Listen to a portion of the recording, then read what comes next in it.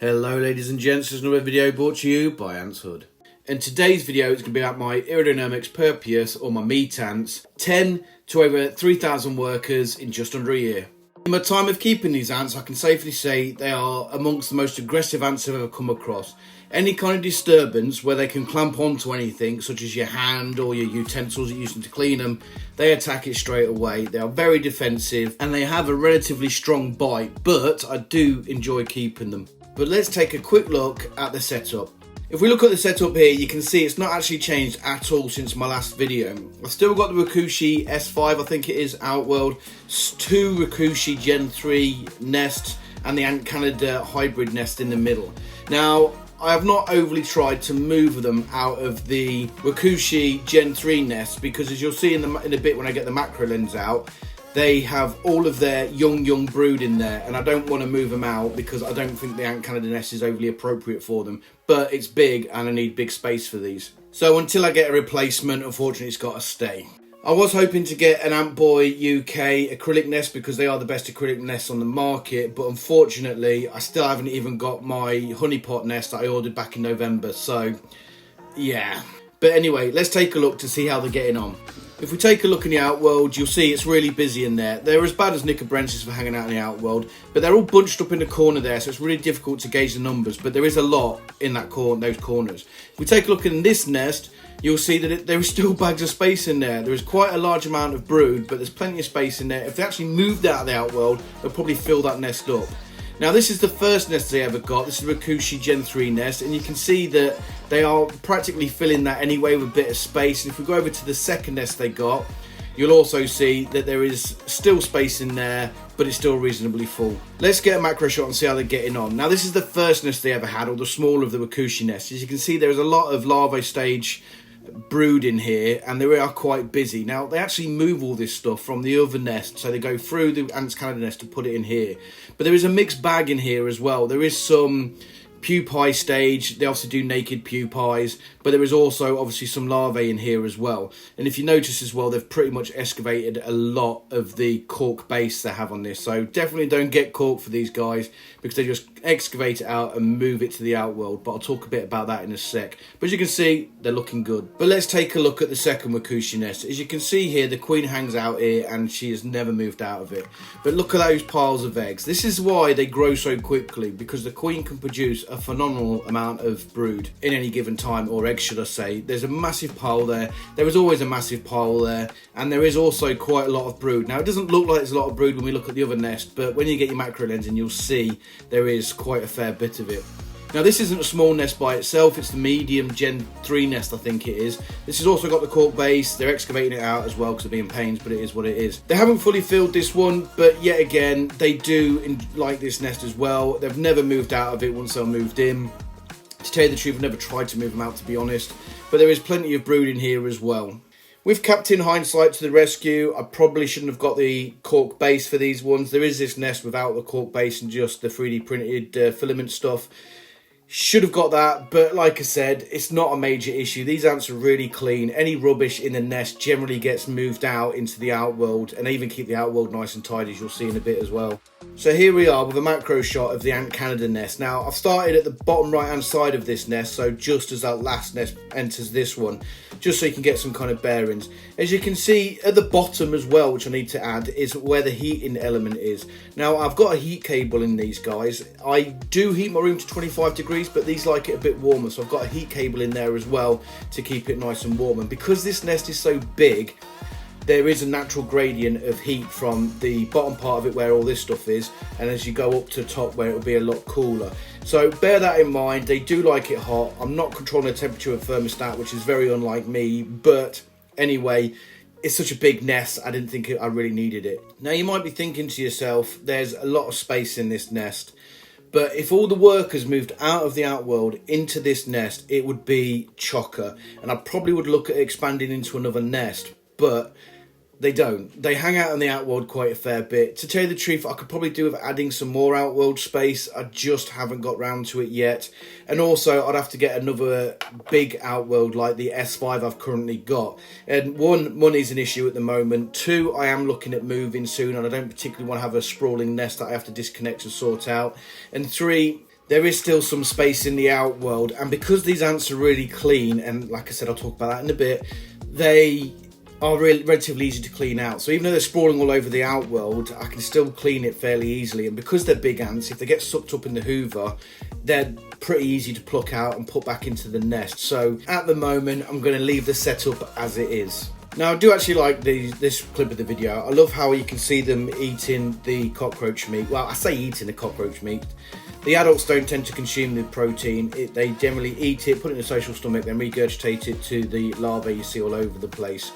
They are really efficient at processing cockroaches. You've got an exoskeleton there, but you'll see in a clip later on, they tend to chew through that as well.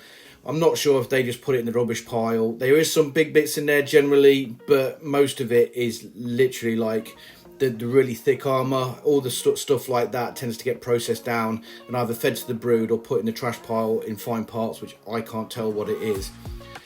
I do love the colour of these girls. I mean, it's a real big shame that if you put a direct light on these with the normal eye, you can't make out this iridescence that they have on their abdomens and on their exoskeletons, which is a shame.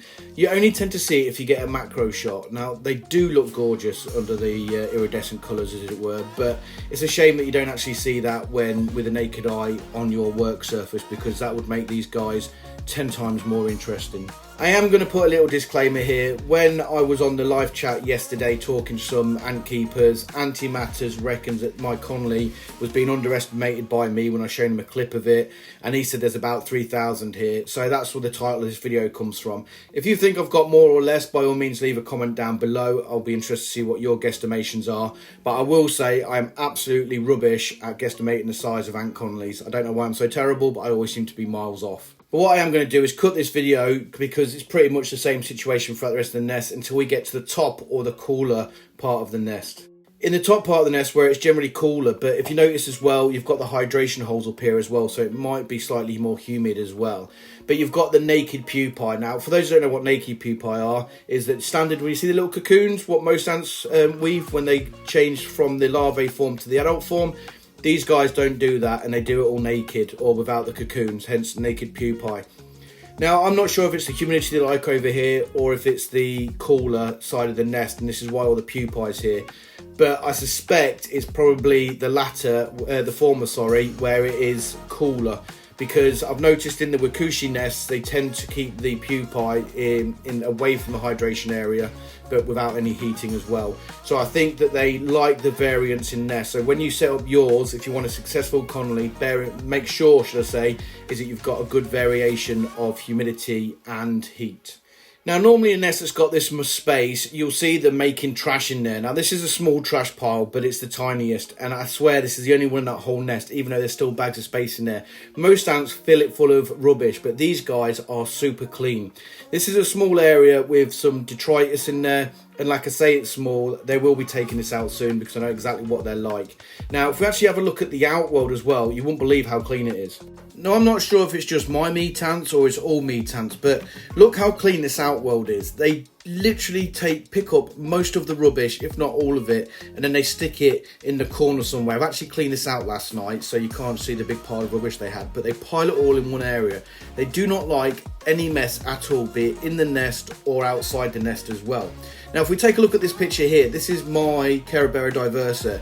Now, these have been in their S5 outworld for roughly the same amount of time, about a year now, maybe a bit more. But look how dirty that outworld is compared to the meat ants. It is such a clean outworld, they are such clean ants, and they make cleaning them really, really easy. So when you get a big Conley like this, it makes it really easy to clean them out, which normally is a pain. Well, when I say a big Conley, I mean relative. It's a big Conley for me for a large ant like this, but I am fully aware that this Conley can get anywhere between 40 to 100,000 strong, so yeah. But while I was filming this, I did panic a little bit because I went to film the queen and look what I seen.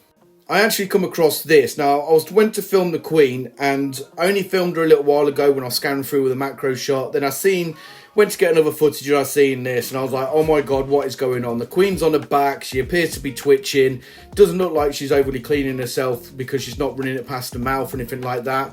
And I started to panic a little bit. But then I thought, hang on a minute, I have seen this before. So when I was filming earlier, I seen that a worker was doing the same thing, and I'll show you that clip now. If we go back to filming in the Ants Canada nest, you'll see I pan over and then I see a worker here, and I concentrate on her because I'm like, what is going on? Then as I continue feeding, she just flips herself back over, yep, just finishing myself off, having a scratch of the back like a bear against a tree, and then she plots on with her life. The queen was doing the exact same thing, but it just scared the bejesus out of me when I first noticed it. And just in case you didn't believe me, I've took this just right this second, just so you can see the queen is absolutely fine and nothing to worry about. She was literally cleaning herself, just doing it weird like. So this cockroach was given to them last night, so they're in the process of, processing it, I guess. Hey, this cockroach, there would literally be nothing left of it. You see the thick bit of exoskeleton around where the head is, or where the ant is digging into its neck area? That will probably still be left over because it's a bit too thick for them to process, but the majority of all the other stuff, the legs and stuff like that, are generally consumed, including the exoskeleton. These things are really ferocious little feeders. So how have I found them over the past year of keeping them? Well, they've been relatively easy to keep. Like I said there, the biggest issue I find with large colonies is cleaning them out. Now these guys have not been a bother at all.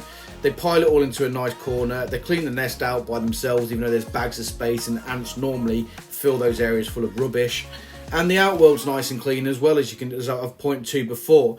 So cleaning's really easy with these guys. They are not picky eaters. I have fed these things baby mouse, I've fed them fruit flies, I've fed them cockroaches, Mario worms. I've given them a wide variety of food, and they literally take everything. They are not fussy eaters at all.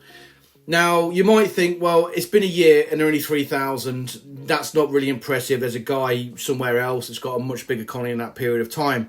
And you're probably right. Now, I don't excessively feed these protein because I know what they're like. They will probably grow really quickly because the gestation period for these ants is probably about 4 to 5 weeks. So they will reproduce very quickly. So I'm kind of controlling the colony size. We've given these guys anywhere between 2 to 4 dubia roaches a week. So I'm not massively expanding the protein I'm giving them so they can control their numbers a bit more. I would recommend this to any of you guys that are looking at keeping these, because let's be honest, we all want really big colonies that grow really quickly. Especially for content creation, it makes a lot of footage for me to film and it gives me something to talk to you guys about.